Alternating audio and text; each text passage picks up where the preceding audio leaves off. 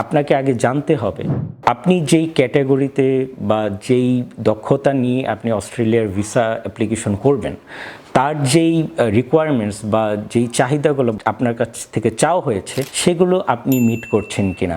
আজকে আমরা জানবো অস্ট্রেলিয়ার ভিসা জটিলতাগুলো আমরা কিভাবে কাটিয়ে উঠতে পারি। তার জন্য আমি কিছু আপনাদেরকে টিপস দিতে পারি। সেটা হচ্ছে যে পূর্ব প্রস্তুতি। আপনি যখন একটি পরীক্ষা দিতে যান, পরীক্ষার হলে যান, অবশ্যই আপনার পূর্ব প্রস্তুতির প্রয়োজন আছে। বা এটি শুধু পরীক্ষা নয়, আপনি একটি ইন্টারভিউ দিতে গেলে বা যে কোনো রকম অ্যাপ্লিকেশন ফর্ম সাবমিট করতে গেলে আপনাকে অবশ্যই পূর্ব প্রস্তুতি নিতে হবে। তো ভিসা প্রসেসিং, যেহেতু আপনি একটি ভিসা অ্যাপ্লাই করতে যাবেন, সেহেতু তার জন্য অবশ্যই আপনাকে খুব ভালো পূর্ব প্রস্তুতি নিতে হবে। তার মানে যে আপনাকে আগে জানতে হবে যে আপনি যেই ক্যাটাগরিতে বা যেই দক্ষতা নিয়ে আপনি অস্ট্রেলিয়ার ভিসা অ্যাপ্লিকেশন করবেন তার যেই রিকোয়ারমেন্টস বা যেই চাহিদাগুলো বা আপনার কাছ থেকে চাওয়া হয়েছে সেগুলো আপনি মিট করছেন কিনা। আপনাকে যদি বলা হয় যে আপনি আপনার আইএলটিএসের স্কোর 7 থাকতে হবে বা 6 থাকতে হবে, যেটাই চাওয়া হোক, সেই দক্ষতাটা আপনার পরিপূর্ণ আছে কিনা, আপনাকে এই জিনিসগুলো পুঙ্খানুপুঙ্খভাবে আপনাকে পূর্ব প্রস্তুতি নিয়ে রাখতে হবে। তারপর আপনি দেখতে হবে যে আপনি যদি স্কিলড মাইগ্রেশনে যেতে চান তাহলে আপনাকে দেখতে হবে যে আপনার সেই স্কিলগুলো আছে কিনা, বা আপনি যেই ক্যাটাগরিতে আপনি অ্যাপ্লিকেশনটা করবেন সেই ক্যাটাগরির যে ডেজিগনেশন বা আপনার যে পদবি, সেই পদবির সাথে তারা যেই পদবিটা চেয়েছে তার সাথে মিল আছে কিনা, বা কতটুকু সামঞ্জস্য আছে, বা তার যে জব রেসপন্সিবিলিটি ছিল সেই কাজের দক্ষতার সাথে সেই জব রেসপন্সিবিলিটিগুলো মিল আছে কিনা, সেগুলো আপনাকে পুঙ্খানুপুঙ্খভাবে দেখতে হবে, যাচাই করতে হবে। এর জন্য পূর্ব প্রস্তুতি অনেক অনেক গুরুত্বপূর্ণ। আপনাকে আপনার যে আগে যে চাকরি করেছেন বা যেখানে আপনি কর্মরত ছিলেন সেখানকার আপনি ঠিকভাবে আপনি ট্যাক্স দিয়েছেন কিনা, বা সেখানকার আপনার বেতন আপনার লিগ্যাল ওয়েতে আপনার ব্যাংক অ্যাকাউন্টে ঢুকেছে কিনা, সেই হিসাবগুলো আপনাকে পুঙ্খানুপুঙ্খ উপস্থাপন করতে হবে। তো এগুলো হচ্ছে পূর্ব প্রস্তুতি। ইনশাআল্লাহ আরেকটি পর্বে আমি আলোচনা করব যে আপনার স্কিল লিস্ট আপনার ম্যাচ করার জন্য কি কি দক্ষতা বা কোন গুরুত্বপূর্ণ বিষয়গুলো আপনাকে খেয়াল রাখতে হবে। তো আজকে সাধারণভাবে আমি বলে দিচ্ছি যে পূর্ব প্রস্তুতি হচ্ছে একটি প্রথম ধাপ, যেটি আপনাকে অবশ্যই গুরুত্বপূর্ণভাবে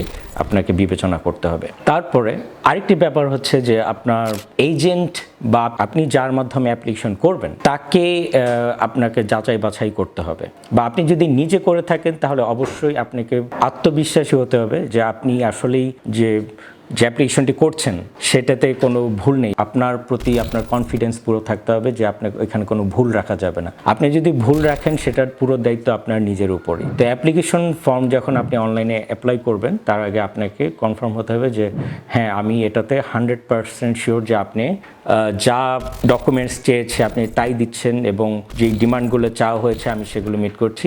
এখানে যদি ভুল হয়ে থাকে সম্পূর্ণ দায়িত্ব আপনার নিজের।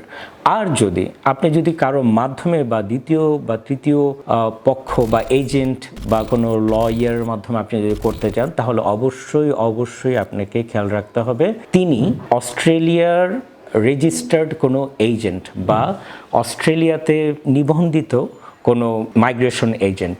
কারণ এই ক্ষেত্রে বেশিরভাগ মানুষ আমরা যে ভুলটা করে থাকি সেটা হচ্ছে যে আমরা ভুল মানুষের কাছে গিয়ে অনেক টাকা তাদের পেছনে ঢেলে সময় নষ্ট করে দেখা যায় যে অবশেষে আমাদের অনেক সময় জিনিসটা ফেল হয়ে যায় বা সফলতা আসে না।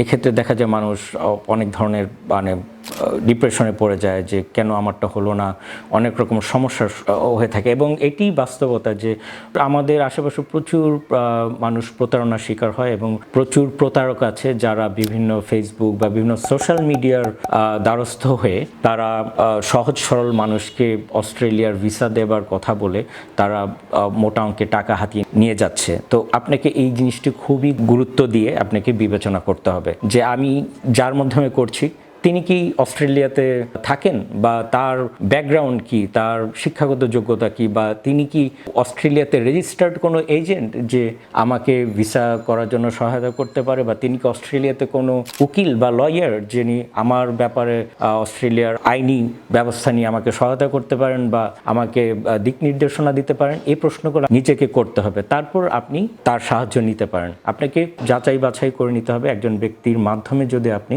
ভিসা করতে চান।